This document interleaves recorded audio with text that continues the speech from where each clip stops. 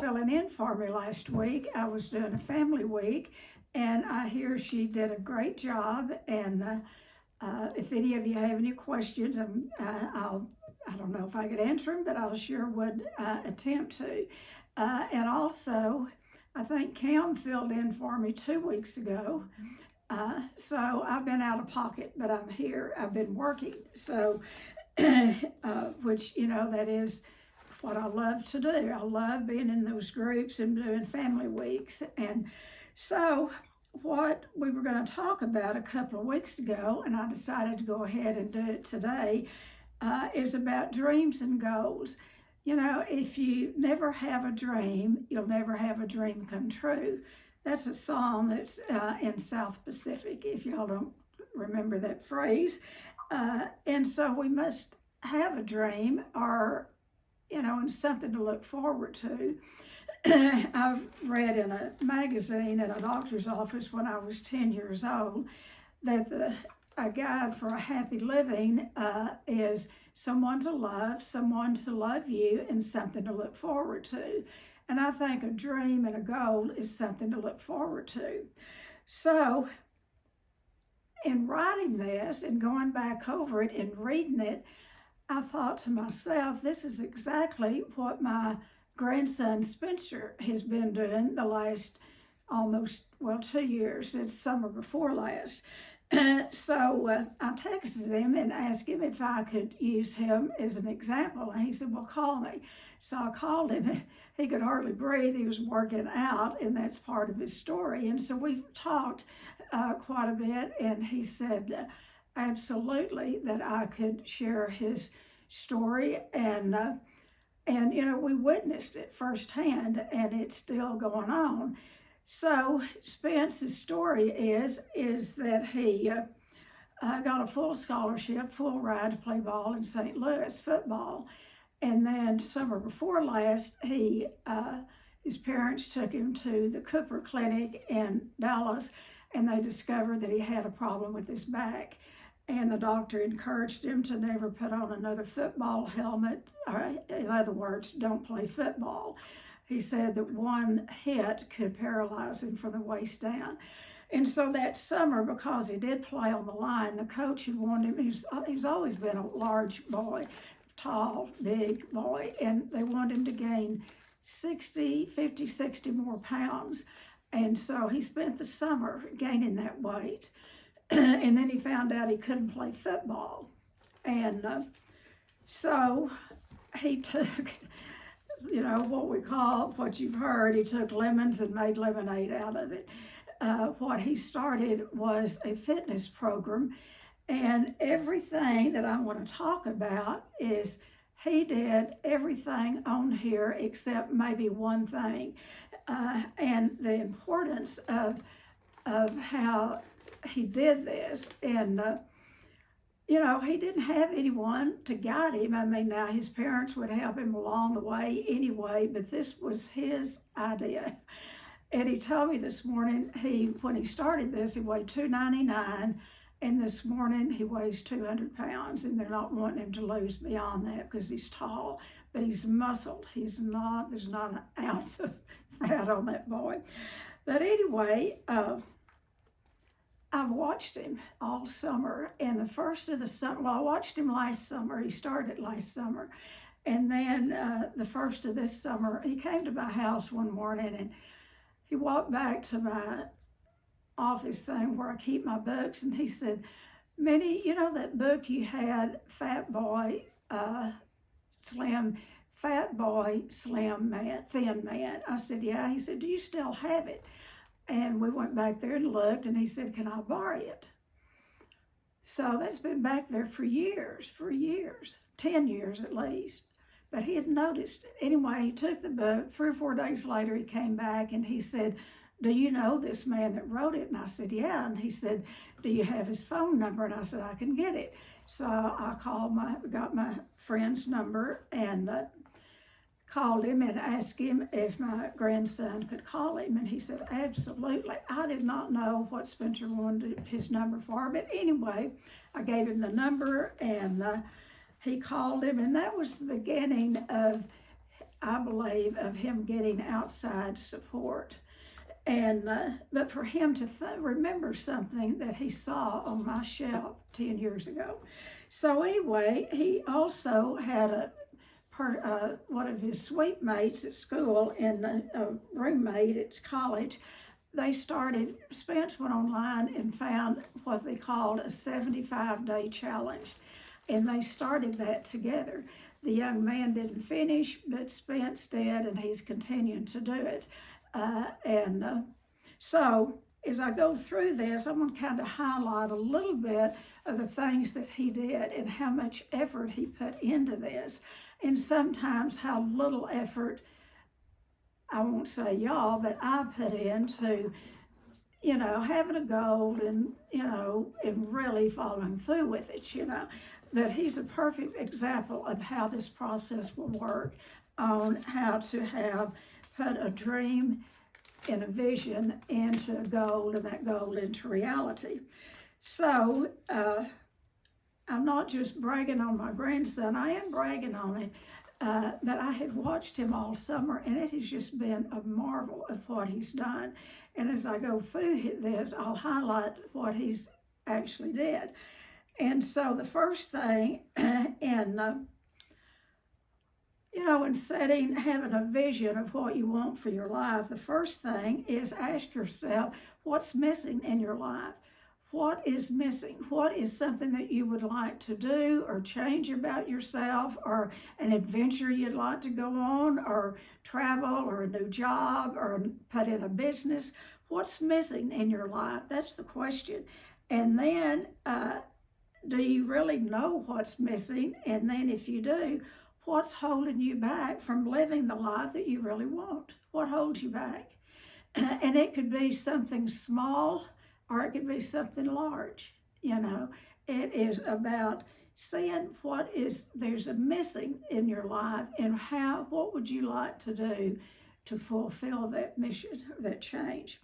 So the first thing is start with a vision. You really need to identify the things you want in order to achieve it, because if we can perceive it, we can achieve it. And so it's write down specific things that you want to achieve, and keep a journal. And so keep a journal about your vision and write in it. So I noticed Spencer, he would come over, worked at Shades all summer, and he had a break at 10 o'clock. So he'd come over every morning, nearly every morning, and he brought this spiral notebook, and he would write in it. I asked him, he said, well, this is my journal. And so, and on the front of it, it was black, and he had a silver highlighter pen or something. And part of what, on that 75-day journal, it was, 75-day, challenge. One of the things was to involve other people, teach someone else what you're doing. And when you teach them something, have them to sign your book. Well, by the end of the summer, that book was solid with signatures. He would teach someone. He would go to the gym and teach someone. Also, he got online and got certified to be a personal trainer. So he would learn these things. Anyway, so if you can perceive a goal, you can achieve it, but you got to know what you're going for. One of the things, people get real scattered with this because they want to do everything. They want to do so many things at one time, and the brain doesn't work like that. Energy flows where your attention goes. Whatever you give your attention to, that's where the energy is going to go. So if the energy is all scattered out here, it doesn't know what to do. So that's why you need to be specific. If you want to have a vision and a goal, be specific. And then not only be specific, but then set specific goals. And a goal that is important to you, and focus on the results. See what the end results will be. Imagine everything comes out of our brain, everything comes out of our imagination. So imagine what it might be like when you reach that goal, I mean, feel it, taste it, sense it, smell it. You know, get excited about what you're going for, because if you're not excited about it, it probably won't last. So be specific in setting the goal, you know, like what it will look like, just get so excited about it. And then number 3 is create an action plan. We can dream all we want to. We can dream and think about someday and what we want to do, but you've got to have an action plan. Without an action plan, it just stays dormant. So your action plan must be able to give your mind a clear instructions on what to do. And then if you don't know, write until you get a clarity. This is where journaling comes in. Like I'll give you an example. I knew I wanted to put in a treatment center. I was working in a treatment center in town, and I just started journaling and writing and writing and writing and writing. And I mean, I got a clear vision of what I wanted it to look like, what I wanted to do.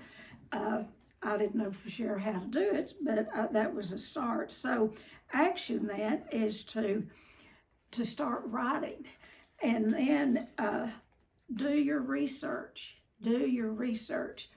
There was a man that put in a hamburger place here, a restaurant here, that he liked Whataburger hamburgers.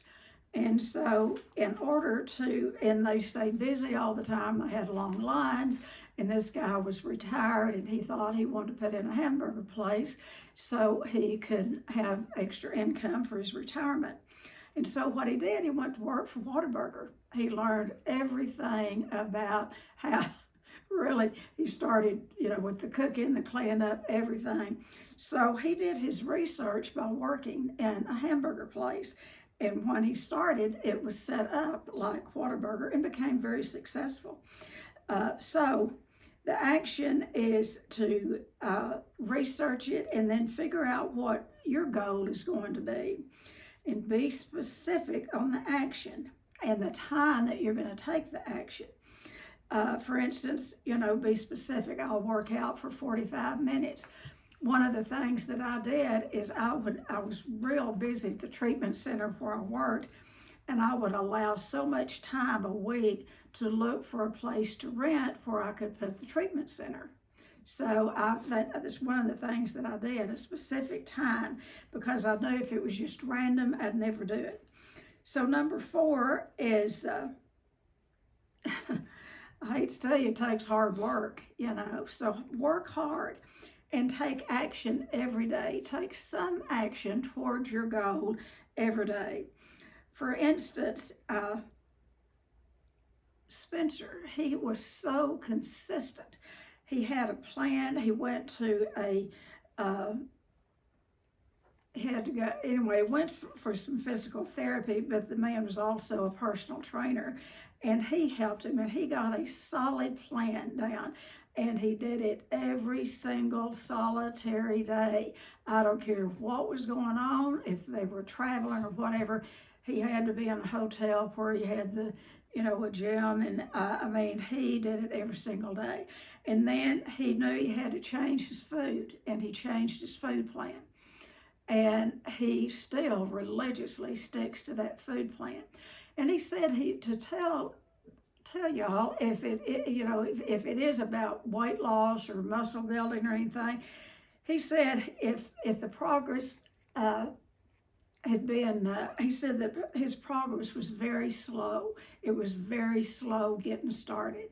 And if he hadn't made a decision to stick with it, he said he would have quit, because it took, the results he showed was very slow, and that's what we tell clients here. You don't have to rush in. It's slow. It's like peeling off layers. You peel off one at a time. But what Spence indicated to me, he said, stressed to them that he never stopped doing what he was doing. And he would increase as he needed to increase, but he never stopped it. And so, you know, that is about, number 4 is to work hard and take action. If you, if you're really serious about it, it's a whole mindset. And then you set your mind to it, and then you take the action to follow. And then the goals and dreams will be a reality. But it's, there again, Spence said one word over and over. He said, stress consistency, consistency, consistency. He said, you can't skip days. You can't go over, And then another thing is focus on what matters most.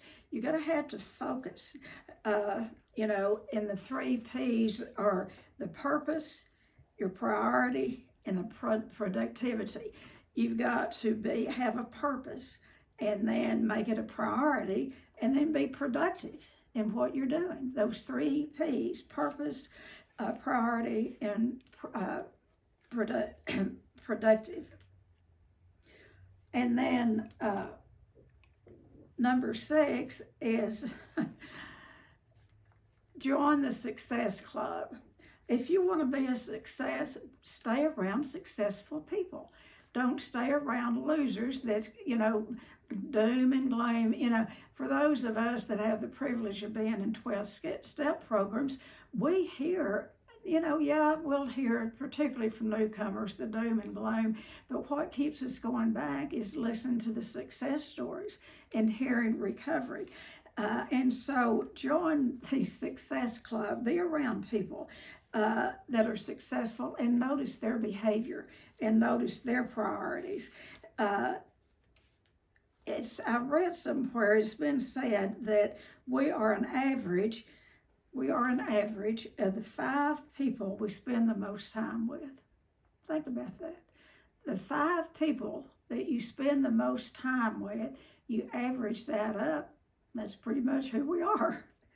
So it makes you stop to think about the companies you surround yourself with.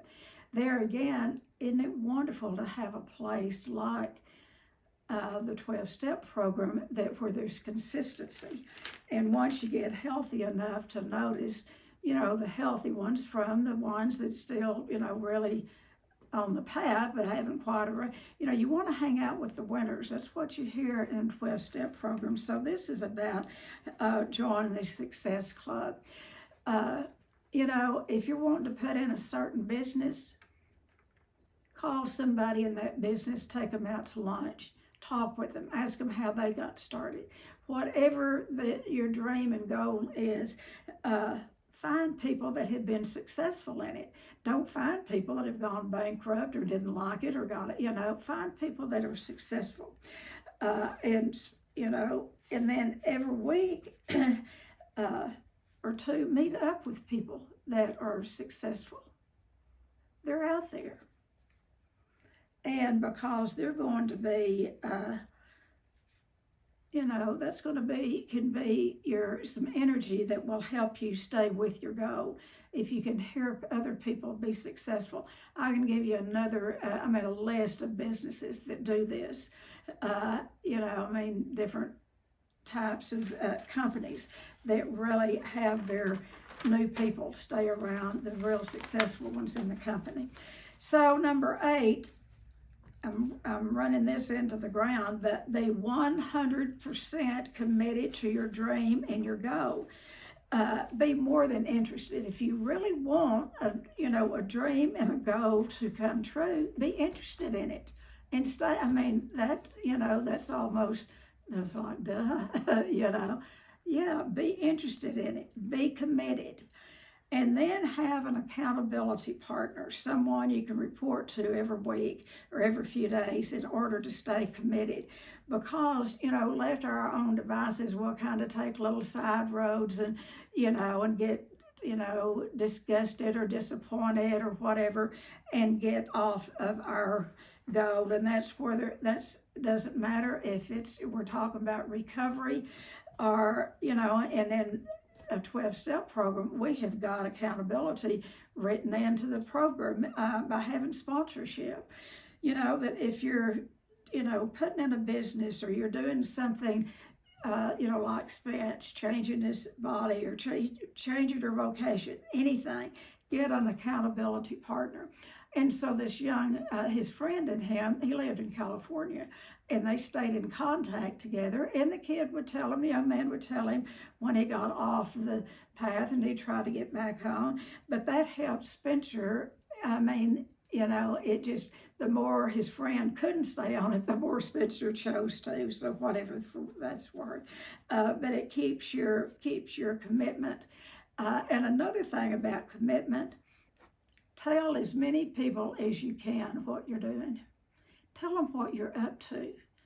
Tell them what you're doing, because then if you decide not to do it, or if you give it up, oh, this is too hard to do, you're going to have to backtrack and tell all these people. Just them knowing it and then hearing your first enthusiasm and them encouraging you can at times be enough to help you keep going. So tell your friends, tell people, and get them to support you in their prayer or just their encouraging words, but to tell people what you're up to and see if they can get excited with you. And then number 9 is upgrade and improve yourself. If you're going to go into business, or if you're going to go take dancing lessons, or if you're going to do whatever you do, learn about it. Learn what you're going to be doing before you do it. Study. And there again, I've watched Spence all summer. I don't know how many motivational books he has read. He's read books from people in the military. He's read books from sports people. He's read books from people who have failed and then come back and been successful. He has read all summer long, and he studied. And that's what's important, is to study and improve the knowledge of what your dream is. If you don't know what your dream is and how it operates and how to get there and blah, blah, blah, you're in trouble.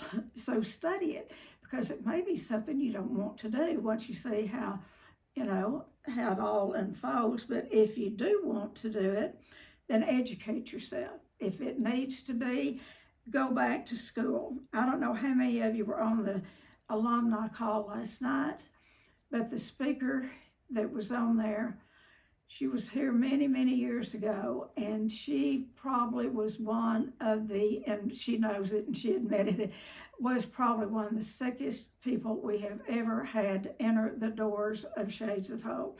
And her parents were they were tired, they were giving up.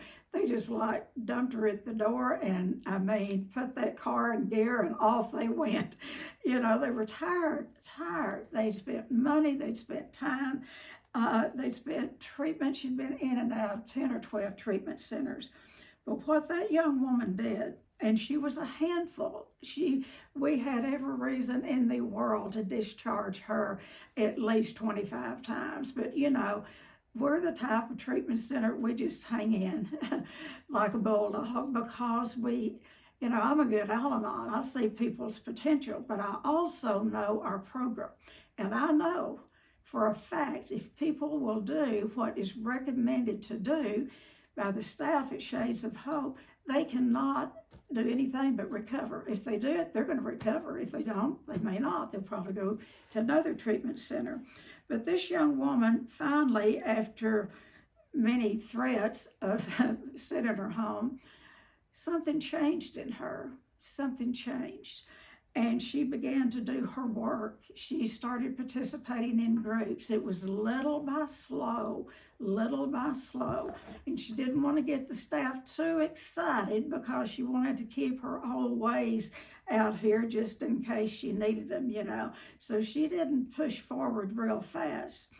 But she kept doing the deal. She couldn't stay in school because of her addiction. She couldn't keep friends because her life was at a standstill. So little by slow, she got married. She did get married, but little by slow, she got better. And then it was time for her, really her time was up, and she came to us and she wanted to go into the halfway house.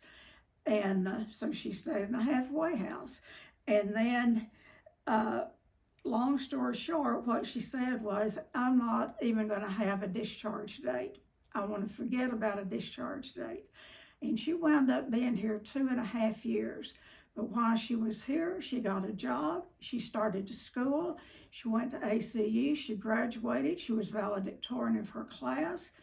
She went to Dallas. She got a job. She got a husband. And now she's got a baby. And her life, she is a miracle. And I could give you hundreds of them just like that. But she started at rock bottom. And Misty and I had the privilege of going to her wedding and just watching her parents and the joy and the pride that they showed in their daughter. We don't ever quit loving our kids. I don't care how sick they get, how much money we spend on them, all of that stuff. We are behind them. And boy, when they succeed, we're right there. We're their biggest cheering section. So go Blair, thank you for sharing, and I hope you talk before next year. She's talked every year about this time, actually since we started the alumni meeting. So go back to school if you need to. Read everything you can get your hands on about your dream and your goal. If you want to achieve something, equip yourself to do it with better knowledge. Now, there are some people, and they aren't a whole lot of them, but there are some, like a lot of the big tech people, they had natural ability for electronics. That was a God-given, that's how their brain works. And you've read where a lot of them quit high school and went right into developing these companies. Some people can do that. They have that kind of smarts. Most of us don't. Most of us have to learn, and so educate yourself and find all of the knowledge and the skills that you can. And like I said, make it a habit to read something every single solitary day. If it's not but 2 pages. My kids get so tired of me. I don't know, they laugh at me. I don't know how tired they get me. But I have been a reader ever since I learned to read.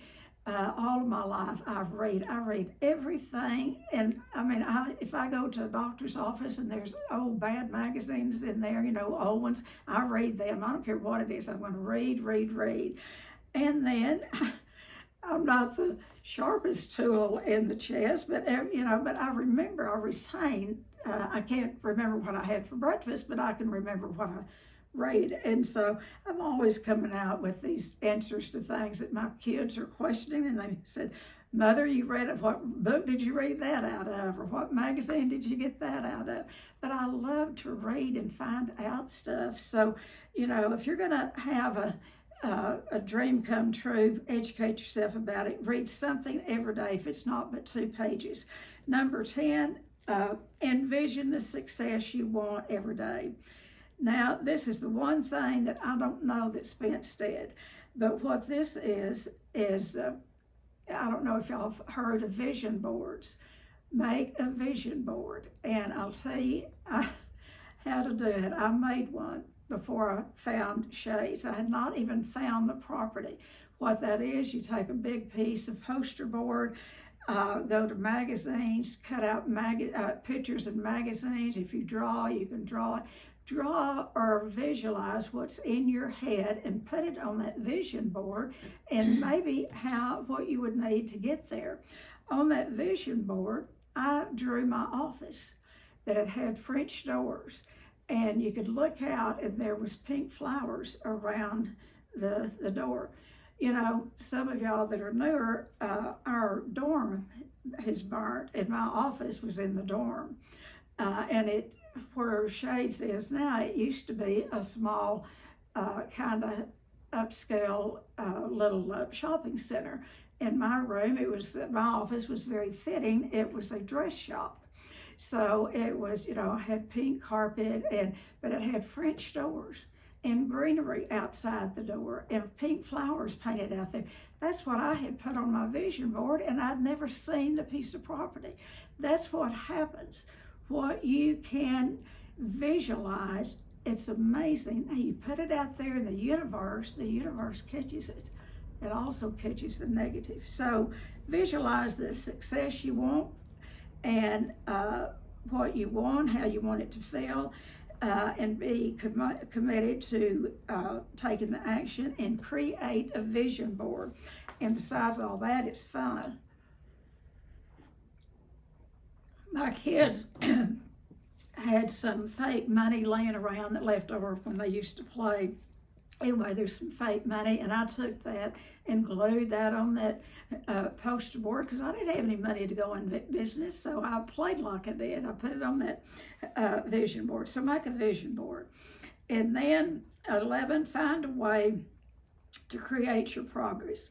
If you don't track your progress, you'll where you are right now, you'll never know when you get to where you want to go. I mean, so track it. Find a way to, that's through journaling or keep a calendar.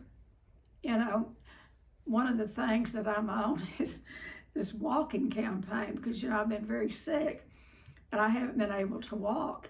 And I will admit, before I got sick, I'm not blaming it all on being sick. Before I got sick, I'd gotten out of the habit of walking. You know, everything we do is a habit. You know, what we think is how we act becomes a habit, and then our habit becomes our character and who we are. Well, I had a habit of walking, and I was a walker, and then I quit walking, and my character was I sat and didn't walk. So anyway, I couldn't blame it all on sickness. But I started a campaign, a walking campaign, and I've been on Facebook encouraging people, and there's some of you on there that are following me that are also walking. So I use the calendar as my progress to keep up with it. I love marking the week off, week 1, week 2, week 3, week 4. This is week 5. And I mean, that to me, that is marvelous because I wasn't able to walk for 3 months. I'm kind of being sick. So find a way to keep track and to measure your success. Like I said, the calendar is very, I mean, that's about as easy as you can get. Mark it on the calendar. And then there's a blank space there if you don't do it. So mark it on the calendar. Number 12, don't get so focused that you forget to have fun. Celebrate what you're doing. Talk positive about it. Now, don't wear everybody out about it, but celebrate it and have some fun along the way. Many people set goals, but they don't like the journey because it's hard work, you know. And that's one of the things that Spence really emphasized. He said, it is a journey. It's a daily journey. And he said that, I asked him, I said, did you ever think about giving up? He said, Minnie, I'm still doing it. I'm exercising this morning. And he said, once he got it set in his mind, I mean, this is his routine. And he said, I'm looking forward to doing this the rest of my life. And so that's the mindset that we need to get, that it's not going to be temporary, that we're going to lose a little weight and then stop, or walk a little bit and then stop. It's got to become a way of life for us. And like I said, but then celebrate and have fun along the way. Another thing, and I am talking a lot about Spence because I was thinking about an example. I always like examples. Show me an example. And another thing that he did, because he's in college, he's in an apartment, and he does his own cooking. And so he has Cam, his mom there that's grinning, Lord have mercy on my soul. She worked with that boy for 2 summers. She's taught him everything that she's ever known about cooking. And he took to it.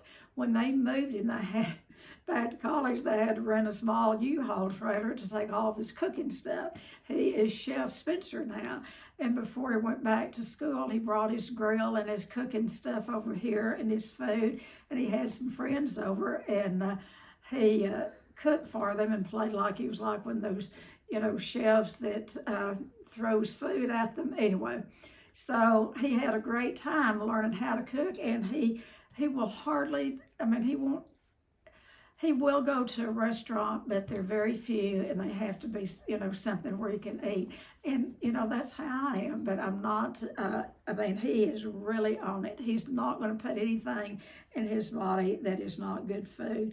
And so he has to take time to do the shopping. He has to take time to do the cooking. I'm wanting his parents to just move up there so they can cook for him, except I need them here, so that's probably won't be happening. But anyway, all right, so the last one, 13, one of the things, if you're keeping track of your journey, you're going to see if you're making any progress. And if you're not making progress, you might need to backtrack and see what you can do better. Or if that's really what you want to do. If you're not making any progress, if you're taking those dancing lessons and you still have 2 left feet, you may have 2 left feet. You may not ever learn how to dance. That's just an example, but keep track of your results because that will help you keep on the path. And then celebrate all of your efforts and all of your success. Number 13 is learn from feedback. Don't be afraid of failure. And I keep mentioning Spence. He said he would have given up that first summer if he had gone off of how he felt, how his body, he couldn't feel any much change in his body. He didn't see a lot of change on the scales. And he said, you know, a little bit, it'd be little. But he said if it had been, you know, and he would check it every day. But he said, had he not been determined, he would have given up. He would have given up. But with that weight gain that he had to gain for college, he said he could envision himself, you know, gaining, not playing football, going the other way and putting on even another 50 pounds. So learn from feedback and don't be afraid to fail. And if you do fail, if you take a step back, breathe through it, get some support, and go forward if that is the goal that you want. Failure is what gives us the enthusiasm, or gives us, you know, to the experience too, to do better. We learn what we don't want to do by failure or what doesn't work. We can learn from failure that and turn that failure into success, but you've got to keep your focus and have people around you that are supportive, and don't ever give up. And this is why, as I was writing this, I thought, I'm writing a 12-step program because this is what we get in the 12 steps. Aren't we fortunate people? But we can take this and use any kind of goal that you want to reach. And, you know, another thing that I'm just going to add is cut yourself some slack. If you do, you know, get off the track, just get right back on. Cut yourself some slack, because at the end of the day, we're perfectly imperfect human beings. And so that's what I have about setting goals. And, you know, there is a beginning of a goal. There's a starting point, and there's the finish. It's that middle part that gets us. And that's when during the middle part, that's when we have to really refocus, get our excitement back up, get around successful people, get around people who are in our corner that are supportive of us. Don't be around anybody that is not supporting you in your journey. So with that, I'm going to open it up because I'm facing some real successful people here. And tell us about, because I see some business people, I see people that have quit one career and gone to another career, and they're successful there. And so share with us anything you want to share. Chris's hand is up. Chris.